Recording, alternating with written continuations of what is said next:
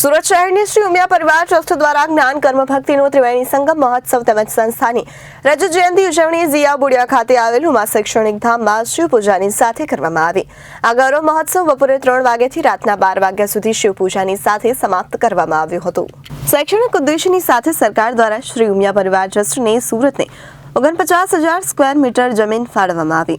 આ ઉમા શૈક્ષણિક ધામમાં જીએસબી અને CBSE board UPSC GPSC skill development માટે સેન્ટર બનાવવામાં આવશે, જેનું ભૂમિપૂજન આવનાર દિવસોમાં કરવામાં આવશે। શ્રી ઉમિયા પરિવાર ટ્રસ્ટ સુરતના મંત્રી રાજુભાઈ પટેલ, પ્રમુખ જસુભાઈ બોમ્બેવાલા, ઉપપ્રમુખ જસવંતભાઈ વાસુદેવભાઈ અને મુખ્ય કન્વીનર જતીનભાઈ પટેલના નેજા હેઠળ મહાશિવરાત્રિના પર્વ નિમિત્તે ઉમિયા શૈક્ષણિક ધામના પ્રાંગણમાં ભવ્ય શિવ પૂજન તે સાથે જ ભવ્ય 10,000 લોકોની સાથે શોભાયાત્રા જે બામરોલી ઉમિયા ધામથી નીકળીને ઝિયા બુડિયા ઉમિયા શૈક્ષણિક ધામ સુધી પહોંચશે। તે ઉપરાંત રાત્રે 8 વાગે 50,000 લોકોની હાજરીમાં મહાઆરતી યોજાશે।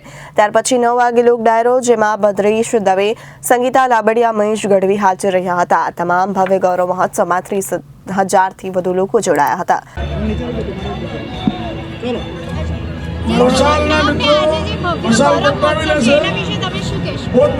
મારું નામ જસવંતભાઈ ડી પટેલ, બોમ્બેવાલા, ઉમિયા પરિવાર પ્રમુખ શ્રી। આજે જે સવારથી પ્રોગ્રામ થયા છે, મતલબ બપોરે 3 વાગ્યાથી તે અમારી ભવ્યથી ભવ્ય અમારી રેલીનું આયોજન હતું અમીરાથી પીયુ ચોકી સુધી।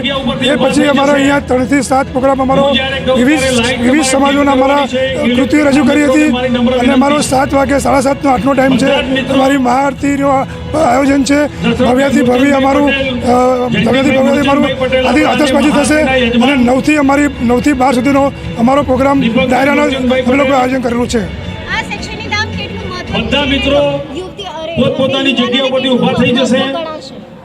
અમારી જે ઉમિયાધામ સંસ્થા છે, સામાજિક અને ધાર્મિક સંસ્થા હતી। અમારા વડીલોનો એક વિચાર હતો કે આપણે એક મતલબમાં એક સંકુલ બીજું ઊભું કરીએ આ વિસ્તારની અંદર, તો એ વિચાર સાકાર થયો છે અને અમારી આ જે શાળા છે, આ શાળા છે એ અમારા વિદ્યાર્થીઓ દરેક સમાજના, એવું નહીં કે અમારું ઉમિયા કરવા પડી, દરેક સમાજના વિદ્યાર્થીઓ ભવ્યથી અભ્યાસ કરશે અને આ સંસ્થાને ખૂબ જ આગળ વધારશે એવી મારી શુભકામના છે। લોકો તમારા બધાના હાથની અંદર કોડિયા રાજુભાઈ ઈશ્વરભાઈ પટેલ, મંત્રી, ઉમિયા પરિવાર ટ્રસ્ટ। શું કહેશો આજે શિવરાત્રિના પર્વમાં એક અનોખો કાર્યક્રમ? આજે શ્રી ઉમિયા પરિવાર ટ્રસ્ટના નેજા હેઠળ ચાલતું ઉમિયાધામ, એ ઉમિયાધામના 25 વર્ષ પૂર્ણ થયા છે। રજત જયંતિ વર્ષ છે અને એ રજત જયંતિ વર્ષમાં સરકારના અનુદાનમાંથી અમને અહીંયા શૈક્ષણિક હેતુ માટે મોજે મજૂરા ઝિયા બુડિયા પર બહુ જ વિશાળ સંખ્યામાં શૈક્ષણિક સંકુલો બનાવી શકીએ એના માટે જમીન સંપાદિત થયેલી છે। એ અમને બધાને ગૌરવ છે। શિવરાત્રિનો પવિત્ર ઉત્સવ છે। જ્ઞાન, કર્મ અને ભક્તિનો ત્રિવેણી સંગમ અહીંયા એકઠો થયો। કર્મ એટલે અમારા બાપ દાદાઓએ 25 વર્ષ સુધી જે સમાજમાં રહી અને સમાજની સેવા કરી છે, આરોગ્ય બાબતની, સામાજિક, સંગઠિત, પારિવારિક બાબતની અને શિક્ષણ બાબતની।